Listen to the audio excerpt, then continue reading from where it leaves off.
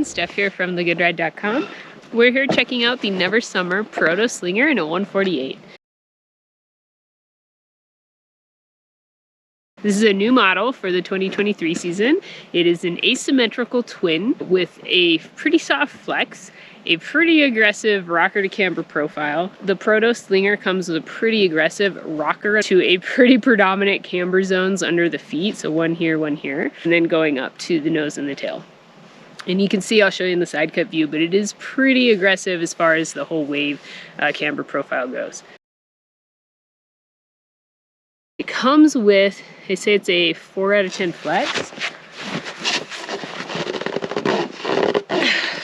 But honestly, for me, it felt stiffer than that, and I don't know if it's because it's a 148, or, you know, Never Summer's flex rating seems a little bit stiffer than some other board flex ratings that I'm used to, so anyway, it's a softer flex, but I feel like it's a medium soft flex and not a super soft flex. It comes with the Durasurf XT Sintered 5501 base. So it's a fast, durable, Never Summer exclusive base material that they use on their higher end boards. So it has good glide in snow, and it's super durable, and it should stay nice and fast.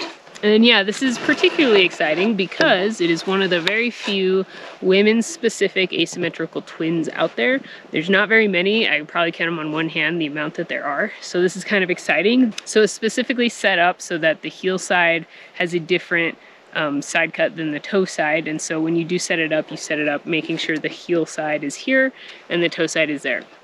And this kind of makes up for the asymmetrical shape of our bodies, the way our bodies naturally ride. And you know, normally it's a little bit more difficult to get higher performance on our heel side, and it's pretty easy on the toe side. This, in a way, kind of evens out the playing field a bit and gives you a little added help on the heel edge, which I think is really cool. So thanks for doing that, Never Summer. Yeah, so let's talk about it. I took this out, rode it a little bit in the springtime last year up at Mammoth. Pretty slushy conditions then. And then I rode it up here at Mammoth in midwinter conditions this year, winter of 2023. Yeah, we'll start with the steeps. This board is pretty fast to turn. I can definitely twist it very easily, so torsionally it's pretty soft, and I think that's where the soft flex from the rating for Never Summer, that makes sense to me. So it is easy to twist, which means I can make very tight radius turns on this board, especially in the steeps, and so that's fun. But it's a little bit stiffer along the length, I felt, and so that was also nice because it kept it stable on the steeps. I think if you're a heavier rider, it might be less damp, but for me and my weight specs, this felt pretty damp and easy to ride in the steeps and reliable. So edge hold up there on like scrapey, harder snow felt really good. It held a nice consistent edge. It has nice connection to the snow. I mean, these camber zones under the feet really hold it on, and you can get a nice connection in icy snow or hard pack. But then, you know, the rocker in the middle allows you to bend it and turn the board quickly when you need to. Off piste, you know, for a freestyle board, it does great off piste. It's quick to turn. Again, it's pretty damp and stable, and so when you're hitting bumps or something, it's not going to be super bucky like a really soft park board. It does hold together really nicely. So I'd say it's like medium damp in some bumpy, kind of chundery, choppy snow.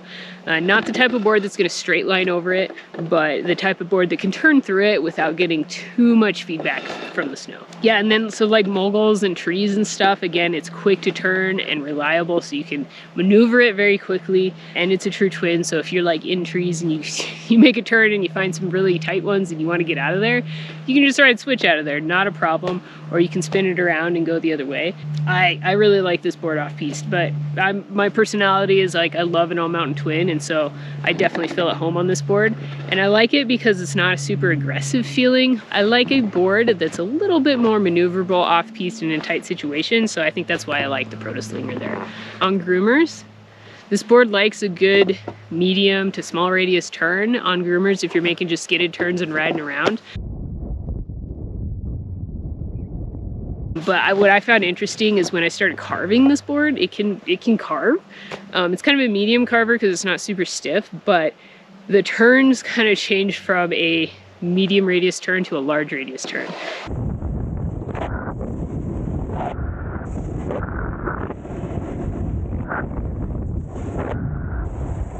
And I think that's because like the contact points come out so far because of these camber zones here and here, that when you engage the whole side cut in a carved turn, it rides it all the way out. So that was kind of cool because, you know, it has that aggressive rocker in the middle, so you don't really expect it to carve well, but I thought it carved really well. It was super fun. Again, it's like a medium carver, so it's not like super high speed carving, but you know, like the Lady Freeride, for example, but it's pretty fun and it can definitely do it. And at higher speeds, like again, it says it's a soft flexing board, but I didn't feel like it was a noodle. I didn't get any like chatter when I was flat basing and going fast, but it can hold together at higher speeds, which is really nice, and you can bomb some groomers. Yeah, so like somewhere in that medium to high speed range. It is an asymmetrical twin, so it's about as close as you can get to riding switch normal. It's like better than a true twin because of that added help on the heel side. So it feels great switch, and it has an amazing amount of pop and energy under the feet. And so even on groomers, just like popping 180s or 360s or something off a little side hits, really, really fun for that. And it doesn't take too much effort in order to get that energy back from the board, which is what I really like about it. Pretty fun on jumps. Definitely can take off, land switch, whatever you want, but it's pretty stable for being a softer flexing board. I felt like it held together well on jumps, and it had a nice stability in the landing and a good snap off the takeoff. I'd say it's friendly enough for jibs and rails and stuff. I wouldn't say that it's an entry jib board. I mean, maybe. Again, if you're a heavier rider, this board probably feels a bit more forgiving to you, but for me, I'm a pretty light rider, and so this flex, it's like a medium aggressive park flex for me, not a super jib board. But overall friendly enough to ride some rails or hit some boxes on.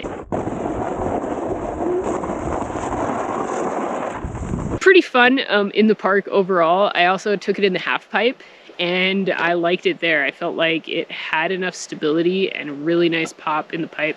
I was just in the mini pipe, so I didn't get to try it in a super pipe, but it was maneuverable, and it had a reliable edge up the walls, and it felt real stable. So I actually really enjoyed it in the pipe. Talk about powder. You know, it is a twin. There's no directional about it. You can set it back a little bit. You get a little bit of added room for that setback. But if you look at the overall shape, it's kind of a rocker shape if you look at the shape of the board, but it does have the camber zones on the nose and the tail. So it's not like a powder ripper, especially since it's not directional at all, but the rocker in the middle helps a little bit. And so I would say this would be okay for the medium powder days. If you get under a foot, no problem. It's not going to be like a ripping powder board. If you see deeper days, especially, or heavier snow, it might be better to get a powder specific board. But you know, overall it would probably be okay for a twin. It will do pretty well on a powder day. If you're in the rocker and you're in the snow and you just pressure this a tiny bit more than this, then that rocker zone will help lift the nose up. So who is the Proto Slinger for? This is a fun freestyle board. If you're looking to ride all mountain, but in a playful way, this would be a great board. If you like riding switch and you want that symmetry of the asymmetrical twin, this would be a great choice.